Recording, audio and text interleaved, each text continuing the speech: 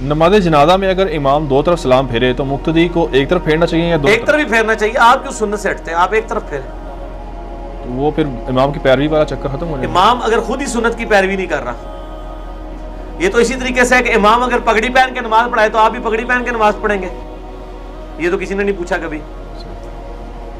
تو اعمال اور افعال میں اگر امام غلطی کرتا ہے، کئی امام ہیں وہ پوری نماز میں داڑھی سے کھیلتے رہتے ہیں، تو آپ کیا مقتدی کے لیے بھی ہے کہ وہ یہ کام کرتا رہے؟ نہیں، اس کا ذاتی فعل ہے. نبی اور رسول میں فرق کیا ہے؟ تھوڑا سا وضاحت کر دیں اس کی. جو اسٹیبلش فرق یہ ہے کہ رسول وہ ہوتا ہے کہ جس کے ساتھ اللہ تعالیٰ وعید بھی نازل کرتا ہے کہ اگر اس کو نہیں مانو گے تو ہلاک کر دیے جاؤ گے، اور پھر قوموں پہ عذاب بھی آتا ہے. جیسے نوح علیہ السلام رسول تھے، مخالفین تباہ و برباد کر دیے گئے. اسی طریقے سے حضرت شعیب علیہ السلام، حضرت ہود علیہ السلام، حضرت صالح علیہ السلام. باقی نبی جو ہوتے ہیں نا وہ صرف دعوت دیتے ہیں، وہ یہ نہیں کہتے کہ اگر ہمیں نہ مانا تو تم ہلاک کر دیے جاؤ گے. جیسے یوسف علیہ السلام، ان کی قرآن پوری میں دعوت پڑھے، صرف دعوت توحید ہے. انہوں نے کہیں نہیں کہا اگر میرے پہ ایمان نہ لائے تو تم یہ ہو جاؤ گے. ٹھیک ہے. تو نبی جو ہوتا ہے وہ اس کا انکار کرنے پہ عذاب استیصال دنیا میں نہیں آتا، آخرت میں تو آئے گا. اور اس لیے نبی قتل بھی ہوتے ہیں، رسول قتل نہیں ہوتا. رسول کے پیچھے اللہ کھڑا ہوتا ہے، حفاظت کرتا ہے. حضرت عیسیٰ علیہ السلام کو اللہ نے زندہ اٹھا لیا، قتل کے فتوے جاری ہو چکے تھے. اللہ تعالیٰ نے فرمایا نا کتب اللہ تعالیٰ نے یہ چیز طے کر دی ہے لأغلبن انا ورسولی، کہ میں اور میرے رسول غالب رہیں گے. ہمارے نبی علیہ السلام بھی غالب رہے ہیں. آپ دیکھ لیں کافروں نے بڑی سازش کی ہے آپ کو شہید کرنے کی، لیکن اللہ تعالیٰ نے دین کو غالب کیا. تو یہ ایک مین فرق اس حوالے سے مانا جاتا ہے. اچھا، صاحب شریعت بھی ہوتا ہے رسول. نبی جو ہے وہ آلریڈی کسی شریعت والے پیغمبر کی دین کا مجدد بن کے آتا ہے. پیغمبر بھی ہوتا ہے اور مجدد بھی ہوتا ہے. جیسے حضرت یحییٰ علیہ السلام نبی تھے، لیکن یحییٰ علیہ السلام کے لیے رسول حضرت عیسیٰ علیہ السلام تھے. ٹھیک ہو گیا؟ کیا سال بھر کے لیے گندم راشن کے طور میں جمع کر سکتے ہیں؟ کریں، کیوں نہ کریں، کوئی عرض نہیں. تو وہ ذخیرہ کرنے میں نہیں آئے گا؟ نہیں، اپنے لیے کر رہے ہیں نا آپ. ذخیرہ اندوزی تو یہ ہے کہ آپ پوری مارکیٹ سے گندم اٹھا لیں. آپ اپنے لیے ضرور کریں. جتنے کتنی کو کر لے گا یار؟ کسی کے کتنے بچے ہوں گے، کتنی بیویاں ہوں گی؟ ایک کوئی کویت دا امیر سے نہیں ہے نا کوئی جناب پورا جہاز لے کے نسے ہے. ٹھیک ہے، اس طرح تو نہیں ہوگا. امام ابو حنیفہ رحمہ اللہ کو امام اعظم کیوں کہا جاتا ہے، جبکہ ابوبکر صدیق رضی اللہ تعالیٰ عنہ کو صدیق اکبر اور عمر فاروق رضی اللہ تعالیٰ عنہ کو فاروق اعظم کہا جاتا ہے؟ یہ بھی غلط کہا جاتا ہے. کسی حدیث میں صدیق اکبر اور فاروق اعظم نہیں، ہم تو اسے بھی غلط سمجھتے ہیں. صدیق اکبر بھی نبی صلی اللہ علیہ وآلہ وسلم ہے، فاروق اعظم بھی نبی صلی اللہ علیہ وآلہ وسلم ہے. یہ مولویوں نے ٹرم ڈیوائز کی ہے، حدیث میں صرف صدیق آیا ہے.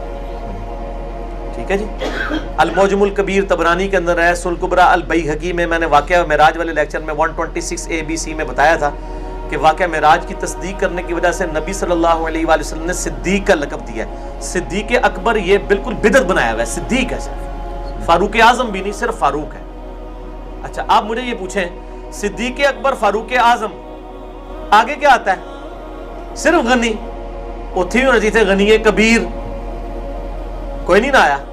وہ صحیح ہے، صرف غنی. حیدر کرار، حیدر اعظم تو کوئی نہیں آیا نا. علی المرتضیٰ ہی آیا، مرتضیٰ اعظم تو نہیں آیا نا. تو یہ پہلے دو علماء نے بنائے ہوئے ہیں. انہوں نے یہ اس لیے بنایا کہ تاکہ اس کے ذریعے ہم کسی اور کو بھی ٹائٹل دے دیں گے. وہ ٹائٹل بھی غلط ہے. وہ کہتے ہیں کہ اپنے زمانے میں معظم تھے، ہم کہتے ہیں یہ بھی جھوٹ ہے. ان کے زمانے میں امام جعفر صادق علیہ السلام موجود تھے، ان کے استاد اور سب سے بڑے عالم. ویسے تو ہم امام مالک کو بھی ان سے بڑا امام سمجھتے ہیں، کیونکہ امام مالک حدیث کے بھی امام تھے، فقہ کے بھی امام تھے. امام حنیفہ سے اگر کمپیئر کیا جائے ان کے زمانے میں امام مالک ان سے بڑے امام تھے، اور امام مالک کے پوتا شاگرد ہے امام حنیفہ.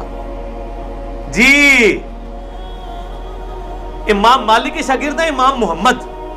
امام محمد نے امام مالک سے الموطا امام مالک نقل کی تھی، جو الموطا امام محمد کے نام سے مشہور ہے.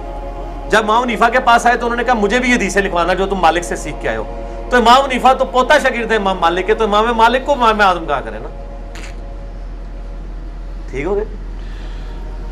کیا زکوٰۃ کے پیسوں سے حج یا عمرہ کیا جا سکتا ہے اور کروایا جا سکتا ہے؟ نہیں، کیا تو کوئی نہیں کرتا، کروایا ہی جاتا ہے سر.